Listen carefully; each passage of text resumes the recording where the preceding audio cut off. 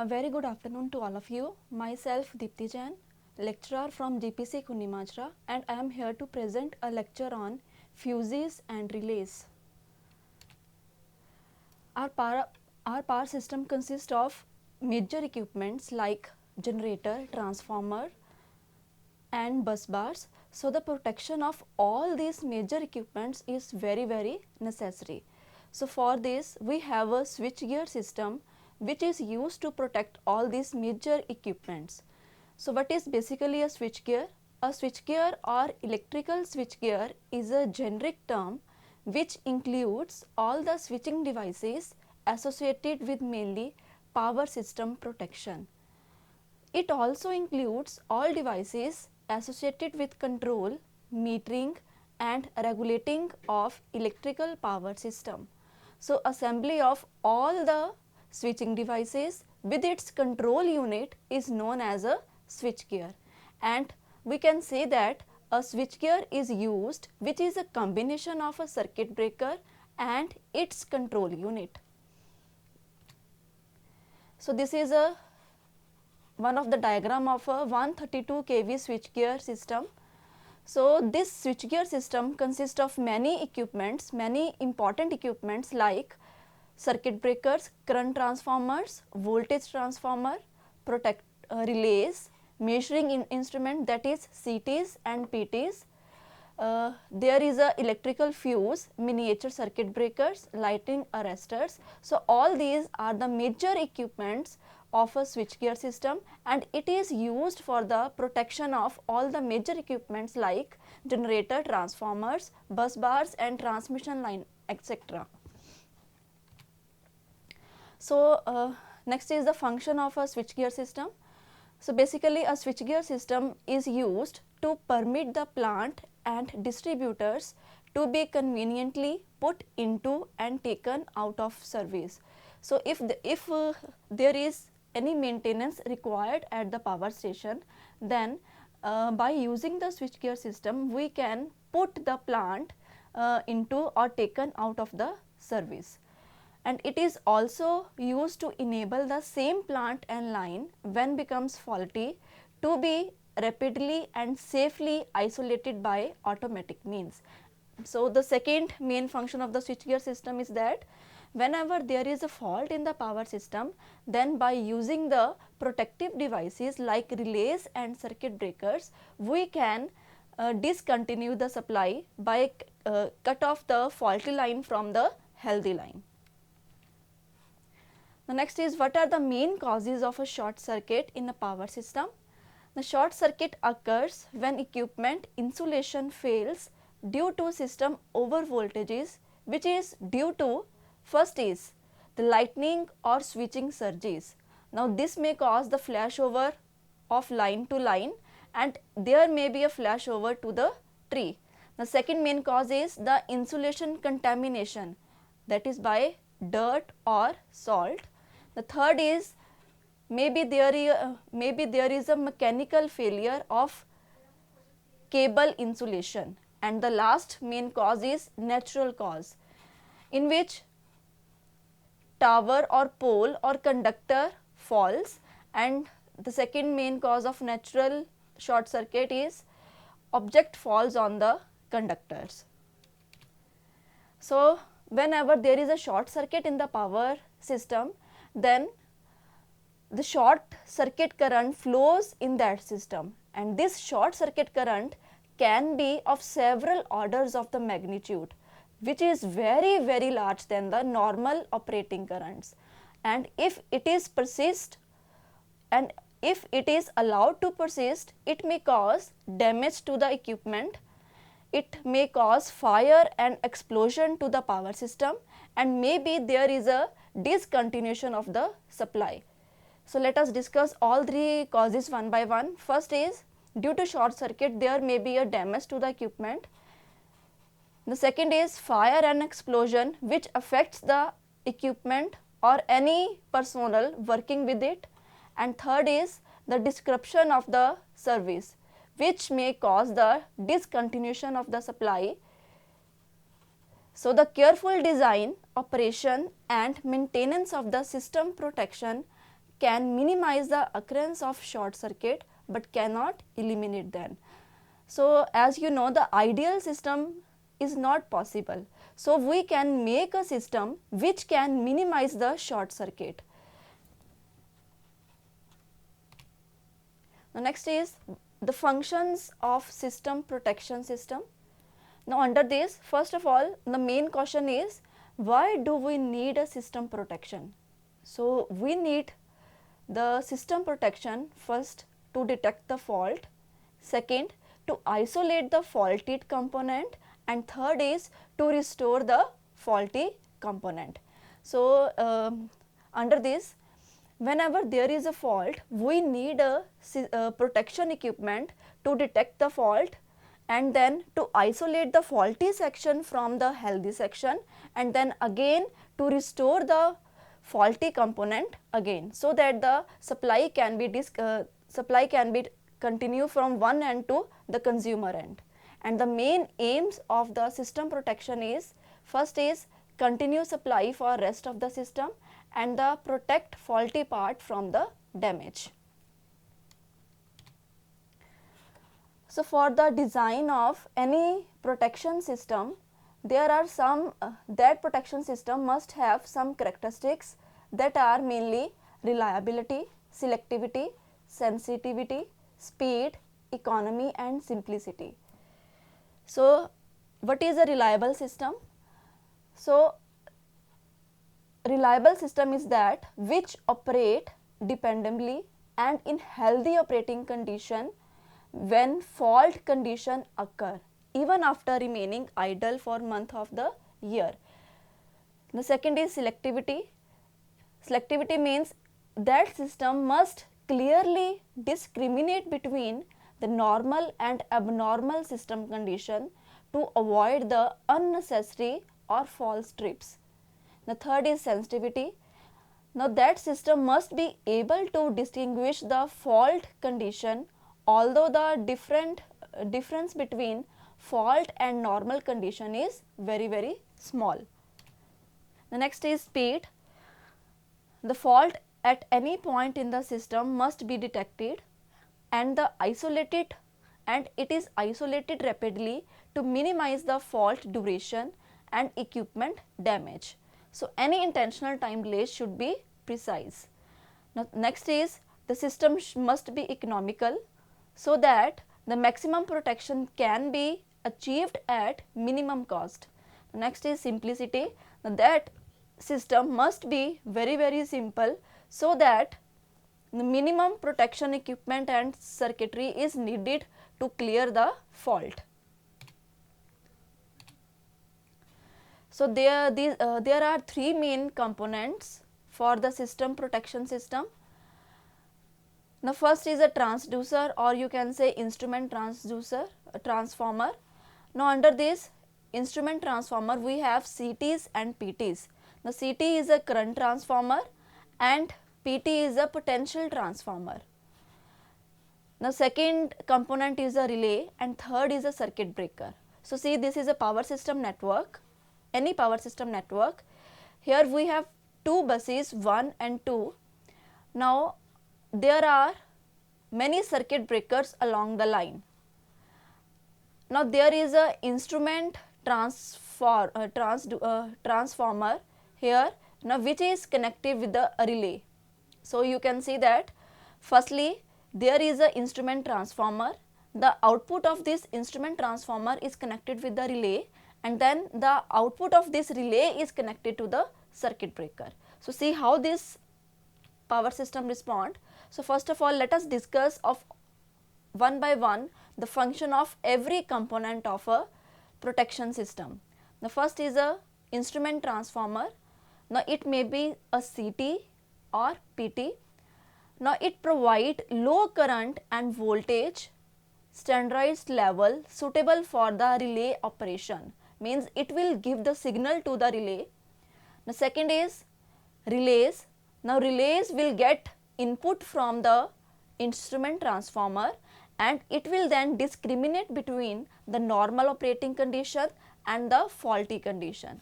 Now whenever the current exceed a specified value, relay will be operated and causes the trip coil of the circuit breaker to be open their contact. And the third is circuit breaker. So, circuit breaker achieves the input from the relay.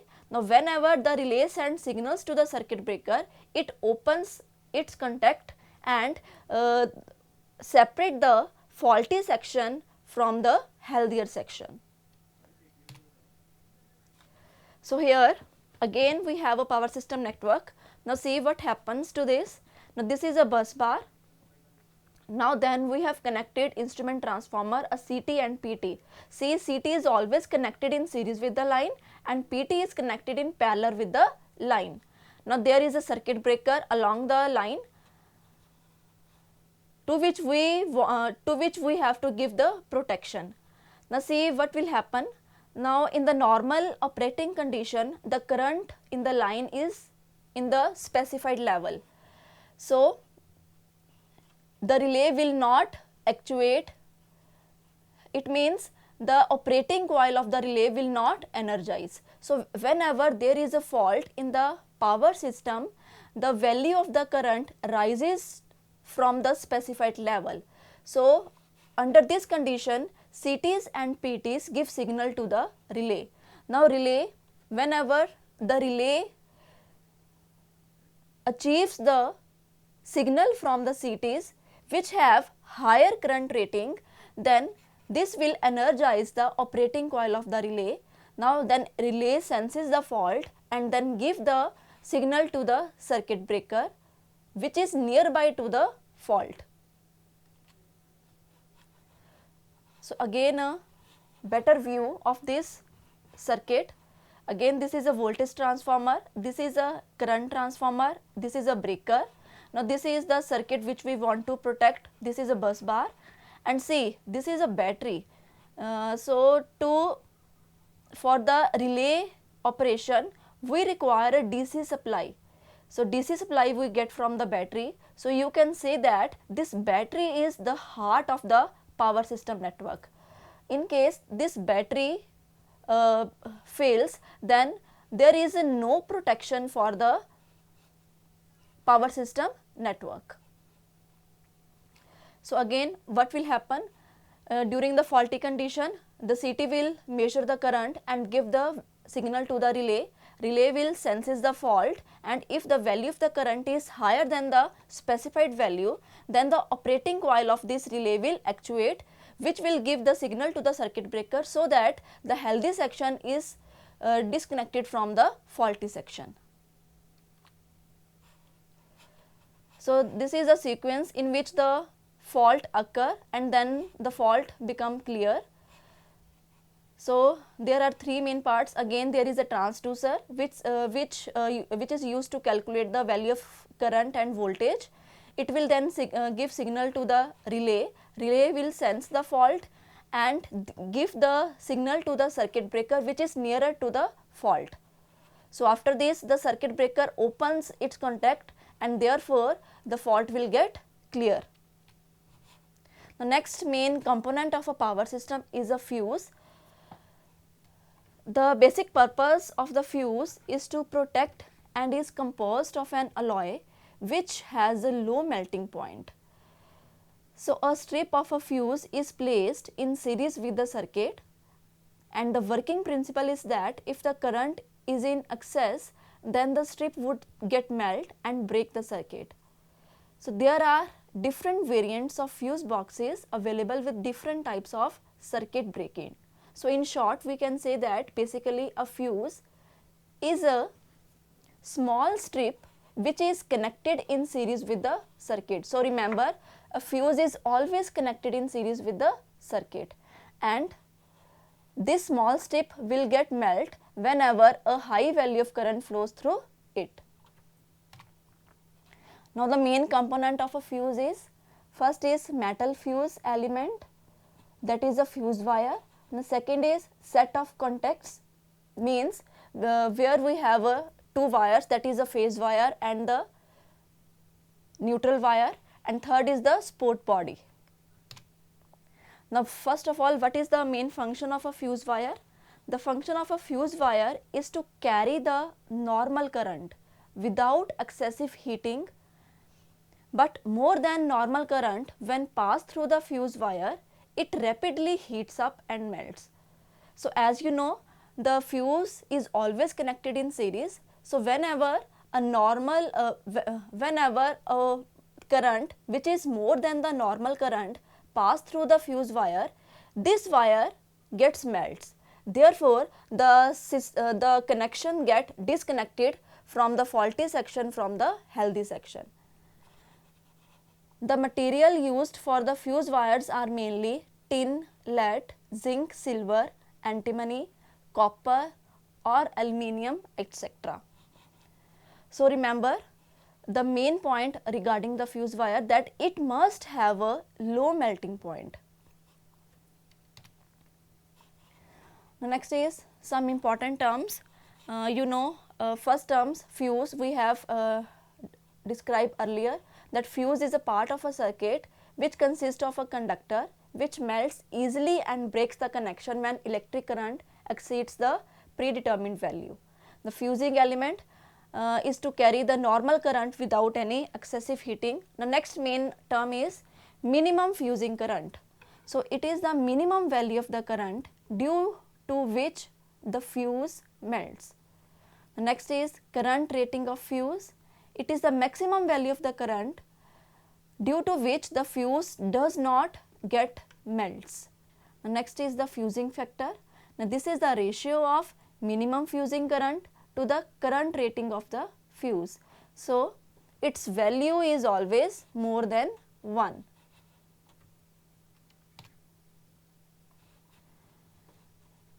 The next is prospective current in the fuse. So before melting, the fuse element has to carry the short circuit current through it. So the prospective current is defined as the value of the current which would flow through the fuse immediately after a short circuit occurs in the network. The next is melting time of the fuse or pre-arcing time of fuse. This is the time taken by the fuse wire to be broken by melting. It is counted from the instant the overcurrent starts to flow through the fuse to the instant when fuse wire is just broken by melting. The next is arcing time of fuse. After breaking the fuse wire, there will be an arcing between both melted tips of the wire which will be extinguished at the current 0. So the time accounted from the instant of arc initiated to the instant of arc being extinguished is known as arcing time of the fuse. So you can see that the time starts from the instant of arc initiation to the instant where the arc gets extinguished, that time is known as arcing time. The next is operating time of fuse. Now operating time of fuse is the time gap between the instant when the overrated current just starts to flow through the fuse and the instant when the arc in fuse finally extinguish. So we can say that operating time of fuse is the sum of melting time and the arcing time of fuse. The current carrying capacity of the fuse depends upon the number of factors like what material we are using, what are the dimensions of it like diameter and length, size and shape of the terminals, and the surrounding conditions. So all these factors are important while deciding the current carrying capacity of the fuse wire. The next is fuse law. Now fuse law determines the current carrying capacity of a fuse wire. Means by this law we can design a fuse wire. So we know that at the steady state condition, heat generated due to current through fuse wire is equal to the heat dissipated from it. That is, heat generation is equals to the heat dissipation. So heat generation is equals to I square R, where I is the current and R is the resistance of the fuse wire, and we also know R is equals to rho L by A, where rho is the specific resistance, L is the length, and A is the area of cross section of the material. So by putting the value of R in the above equation, in this equation, now we have heat generated is equals to I square rho L by A, where rho is the resistivity, L is the length, and A is the area of cross section of the fuse wire. Now this area can be written as pi d square by 4, where d is the diameter of the fuse wire. Now this can be written as I square K11 upon d square, where K1 is the constant and its value is 4 rho upon pi. So this is the first equation. Now this is the heat generation. Now next is heat loss is proportional to surface area of the fuse wire. Now surface area is proportional to pi d into L, where d is the diameter, L is the length. Therefore heat loss is equals to K2dL, where K2 is the constant. Now at steady state the heat generation must be equals to the heat loss. Therefore we will equate equation number 1 and equation number 2. Now this is the equation number 1, this is the heat generation, and this is the equation number 2, this is the heat loss. So equation number 1, equation number 2, I square K11 upon d square is equals to K2d into L. Now I square on one side, now this will give Kd cube, where K is K2 upon K1, this is another constant. Now I can be written as Kd 3 by 2, taking the under root. Now 3 by 2 means 1.5, so I is equals to Kd 1.5. So this is known as fuse law. So by considering this equation, we can determine the current carrying capacity of a fuse wire. By just putting the value, the diameter of that fuse wire, we can calculate how much current it can carry without heating. The types of fuse. The fuse can be classified into two types. The first is low voltage fuse, high voltage fuse. Now low voltage fuse is again of two types, semi enclosed or rewirable type fuse, and second is totally enclosed or cartridge type fuse. So let us discuss one by one. Now first is rewirable or Kit Kat fuse unit. Now see, these are the rewirable fuses. The first category of low voltage fuse. Now this is the most commonly used fuse in our day-to-day life. This fuse has mainly two parts. The unit in which the incoming and outgoing line or phase wire connected permanently is known as fuse base. So basically there are two parts. This is the first part and this is the second part.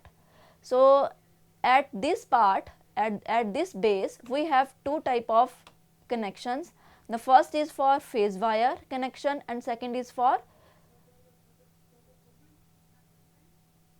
so this is a fuse base. Now the second part is a removable part which holds the fuse wire and fits into this base is known as fuse carrier. So this is a fuse carrier. So the fuse carrier is also known as cutout. So whenever there is a short circuit or any fault in the system, the fuse wire gets melted and therefore we have to remove this fuse carrier. So on the occurrence of fault, the fuse element blows off and the circuit is interrupted. The fuse carrier is pulled out, the blown out fuse element is replaced by new one and the supply can be restored by reinserting the fuse carrier into the base. So there are many advantages of these rewirable fuses, that is easy removal or replacement without any danger of coming into the contact with the live part, and there is a negligible replacement cost. but there are many disadvantages also. First is in unreliable operation, lack of discrimination, small time lag is there, low rupturing capacity, slow speed of operation. The second category of low voltage fuse is cartridge fuse. Now the main difference between these two fuses is that we can replace the blown part, that is the fuse element, we can replace the fuse element in a rewirable fuse, but in the cartridge fuse we cannot replace the fuse element once blows, because in cartridge fuse the fuse wire is enclosed in a transparent glass tube or bulb. The whole unit is sealed off.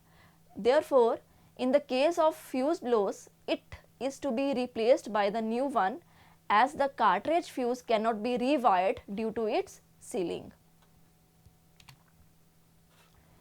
The next main category is high voltage fuse, or you can say that HRC fuse or high rupturing capacity fuse. So this is a construction of HRC fuse. So these are the end caps. These are the two terminals in which we will give the phase and the neutral wire connection. So this is a fusing element. Now here surrounding is filled with a powder. Now this is a insulating medium. Now this may be a quartz or maybe, now this wire is made up of silver. Now see, HRC fuse or high rupturing capacity fuse, in that type of fuse the fuse wire or element can carry short circuit heavy current for a non-time period. Now during this time, if the fault is removed, then it does not blow off, otherwise it blows off or melts. The enclosure of HRC fuse is either of glass or some other chemical compound. The enclosure is fully airtight to avoid the effect of atmosphere on the fuse materials. The ceramic enclosure having metal end cap at both ends, to which fusible silver wire is welded. The space within the enclosure surrounding the fuse is completely packed with a filling powder. This type of fuse is reliable and has inverse time characteristics. That means if the fault current is very high, then the rupture time is very less, and if the fault current is not so high, then the rupture time is long.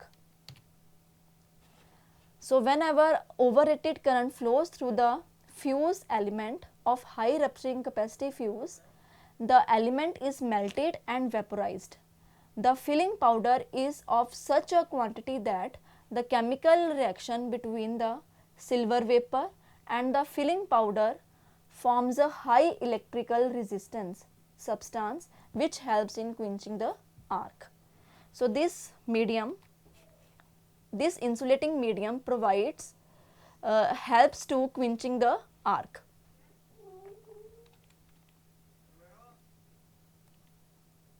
The second main protection device is a relay. So basically a relay is a sensing element which is used to sense the fault, and it will then give signal to the circuit breaker so that the fault may get clear. So a relay is an automatic device which senses an abnormal condition of electrical circuit and closes its contacts. These contacts in turn close and complete the circuit breaker trip coil circuit, hence make the circuit breaker tripped for disconnected the faulty portion of the electric circuit from rest of the healthy circuit. So what is basically a relay?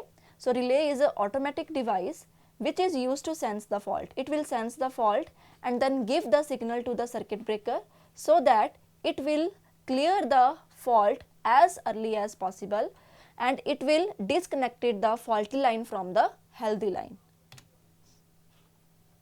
So power system protection relays accept signals from the CTs or PTs and then analyze these signals and send a trip signal to a circuit breaker if an abnormal condition is detected.